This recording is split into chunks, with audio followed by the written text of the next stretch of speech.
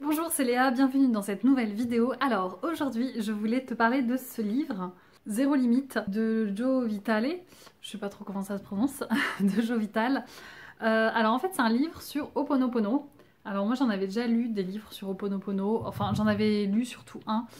Ça m'avait pas transcendé plus que ça j'avais pas vraiment tant appris que ça, etc. Mais je viens de lire celui-ci et j'ai trouvé ça vraiment super intéressant et là je suis en train de vraiment essayer dans ma réalité. Donc ça sera intéressant après que je fasse un retour dans quelques semaines pour voir vraiment si ça m'a apporté quelque chose, si ça a vraiment fait changer les choses. Alors, du coup, qu'est-ce que je retiens vraiment de ce principe Ho'oponopono? Alors, ce qui est assez intéressant, déjà, c'est qu'en tant que coach, ça s'y prête quand même assez bien. Parce qu'en gros, ça dit que dès que des personnes vont partager un problème avec nous, partager quelque chose qui va pas dans leur vie, entre guillemets, on a aussi ce problème en nous.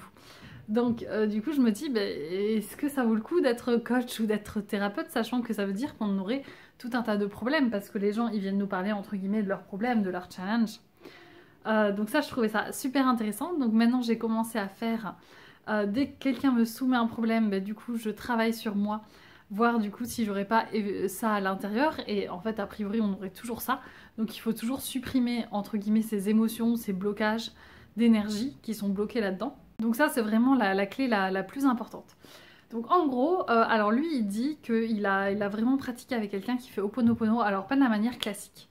C'est pour ça que peut-être tu vas peut-être pas comprendre si je te parle de cette manière-là de faire Ho'oponopono, si tu as lu d'autres livres.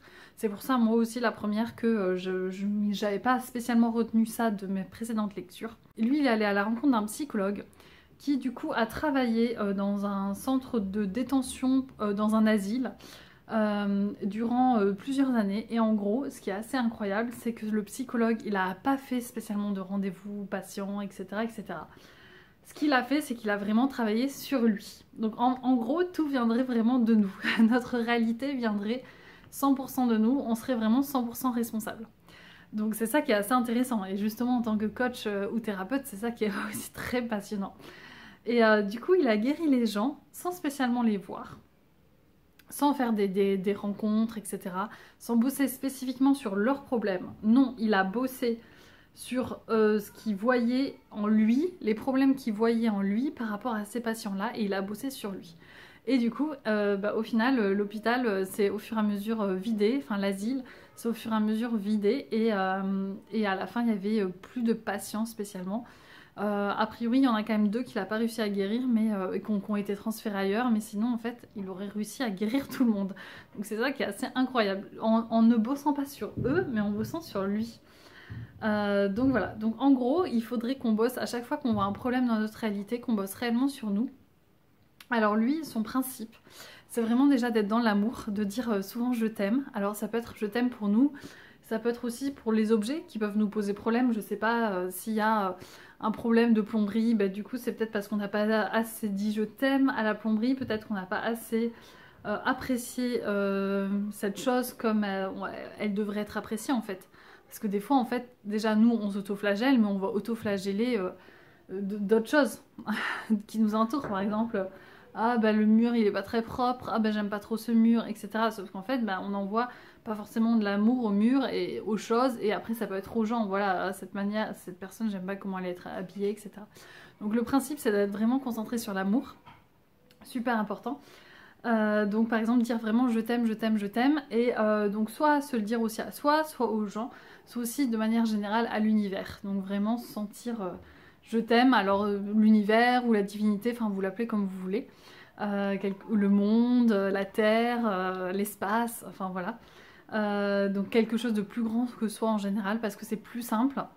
Et en gros, pour enlever vraiment les émotions qui sont bloquées en nous et donc qui posent des problèmes dans la réalité, et bien du coup il s'agit vraiment de déjà en prendre conscience de ces choses. Donc en fait on va en prendre conscience dès que quelqu'un nous dit quelque chose. Par exemple, je sais pas, truc débile, ma soeur elle me parle de ses cheveux, qu'elle a un problème de cheveux. Bon bah je me dis, bon bah est-ce que moi j'aurais pas un petit problème de cheveux aussi? Si, etc. Est-ce que j'aime mes cheveux? Enfin, c'est un exemple stupide sur les cheveux, mais ça peut être sur la confiance en soi. Si quelqu'un va me dire maintenant qu'il a pas confiance en soi, je me dis, bon, il y a peut-être encore une partie de moi qui est pas totalement guérie et que j'ai pas vraiment confiance en moi. Donc c'est ça qui est très intéressant. Et donc ça va être de dire également donc, à cette chose-là, enfin au problème entre guillemets, je suis désolée. Donc je suis désolée d'avoir attiré ça dans ma vie, je suis désolée d'avoir éprouvé ces mauvaises émotions envers cette personne, envers cette situation. Donc je suis désolée pour ça, pour cette émotion, cette énergie que j'ai ressentie. Et après, donc ça va être dire vraiment je suis désolée, et après ça va être demander de pardonner. Donc pardonne-moi s'il te plaît. Donc pardonne-moi s'il te plaît, bah, par exemple quand j'ai pas confiance en moi. Pardonne-moi s'il te plaît quand j'ai fait ça et que je me suis pas sentie bien. Pardonne-moi s'il te plaît parce que j'ai pas valorisé mes cheveux. Pardonne-moi s'il te plaît au mur parce que bah, je t'ai pas apprécié à ta juste valeur, mais merci à toi, merci de m'entourer, etc., etc. Donc tu vas demander le pardon.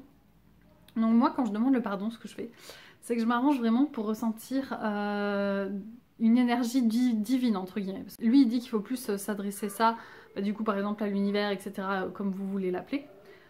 Mais qu'en vrai, c'est juste parce que nous, psychologiquement, on a besoin de ça pour se vider. Mais sinon, on peut s'adresser ça à soi-même aussi. Bah, je me pardonne pour toutes les fois où j'ai pas eu confiance en moi, et du coup, ça m'a pénalisé au final. Voilà, donc ça peut être vraiment se dire qu'on pardonne, enfin qu'on demande pardon à soi, ou ça peut être aux autres, ou à l'univers. Lui dit toujours quand même de manière générale l'univers. Et donc moi, ce que je fais, c'est que je ressens vraiment comme un flot d'énergie qui me redistribuait le fait de pardonner et de lâcher prise. Du coup, ça me permet vraiment de ressentir l'énergie. J'ai l'impression que c'est une source d'énergie, entre guillemets, que je suis dans un courant. Quand je dis je suis désolée, bah en fait, je veux plus ces énergies, entre guillemets. Enfin, je les aime, mais je coupe et après, je reprends l'énergie. Et après, du coup, autre principe, il va dire merci. Donc merci, donc déjà merci pour ces choses-là qui nous apprennent, merci pour ces choses-là qu'on a dans notre réalité, et merci bah, du coup d'être libéré, merci d'avoir cette gratitude. Donc ça permet du coup de se concentrer sur la gratitude. Donc merci d'être en vie, merci pour tout ce qui m'arrive, etc., etc. Et après, bah, on peut redire je t'aime aussi. Je t'aime à cette chose. Après, en fait, il n'y a pas forcément d'ordre. Ce qu'il faut au moins qu'il y ait de l'ordre, c'est je suis désolée, pardonne-moi s'il te plaît. Et après, merci, ça peut être au début, ça peut être à la fin. Et je t'aime aussi un peu au début, à la fin. Parce que des fois, on va juste remercier cette chose-là pour qu'elle soit dans notre vie et qu'elle nous montre ça, qu'on est désolé. Ou des fois, on va juste dire je t'aime en premier, il n'y a pas d'ordre. Et donc, j'ai trouvé ça super intéressant. Donc là, en fait, moi, ce que je suis en train de faire, c'est que vraiment, je le fais tout le temps, tout le temps, tout le temps. Dès que je vois un truc, dès que je vois que j'ai un petit point de mauvais sentiment, et en fait, quand tu commences vraiment à prêter attention, tu dis « Oh, bah, je sais pas, je suis en train de manger un burger, oh, ça va pas m'apporter de la vitalité, par exemple. » Tu vois, un truc débile, tout débile. Bah, en fait, tu dis « Bah ouais, en fait, sauf que là, tu dévalorises ta nourriture. » Et du coup, tu es en train de le dire que ça va pas être bien pour ton corps. Donc en fait, bah, du coup, tu vas croire ça comme vrai, et du coup, ça va effectivement pas être bien sur ton corps. Donc c'est vraiment pour tous les petits trucs. Donc en fait, il s'agit vraiment d'écouter les voix et surtout d'écouter ce que les gens nous disent. Parce que s'ils vont partager un problème avec nous, c'est qu'a priori, on a ce problème en nous. Et pour résoudre leur problème, il faut résoudre ce problème en nous. Donc voilà, donc en tant que coach aussi, je suis en train de m'y atteler. Parce que c'est vrai que des fois, il y a des effets miroirs, c'est ça qui est assez intéressant. C'est qu'il y a des trucs, tu dis c'est ce que je pensais il n'y a pas si longtemps, ou je pense encore un peu ça, pas tout à fait, mais du coup c'est toujours intéressant du coup de vraiment libérer les énergies et à voir ce que ça fait vraiment concrètement comme changement dans ma vie. C'est ça qui est assez impressionnant parce que dans le livre il y a aussi pas mal de témoignages de gens qui disent ah ben en mettant en place Ho'oponopono j'ai eu ça, j'ai eu ça, j'ai eu ça, j'ai eu ça. Donc à voir si concrètement ça change. En tout cas ce que je trouve c'est le fait de libérer les énergies sur vraiment chaque chose qu'on voit. Moi en tout cas je me sens déjà plus apaisée en fait sur des éléments. Sur des éléments que je voyais un peu négatifs, des problèmes que j'avais à certains endroits, etc. Ben, il faut libérer. Et après il faut pas hésiter vraiment à nettoyer de manière répétée. Ne pas hésiter à le faire plusieurs fois. Voilà, c'était Léa, du coup je te remercie pour cette vidéo. N'hésite pas à me dire si toi tu as déjà lu ce livre, s'il te plaît. N'hésite pas à commenter et je te dis à bientôt, salut!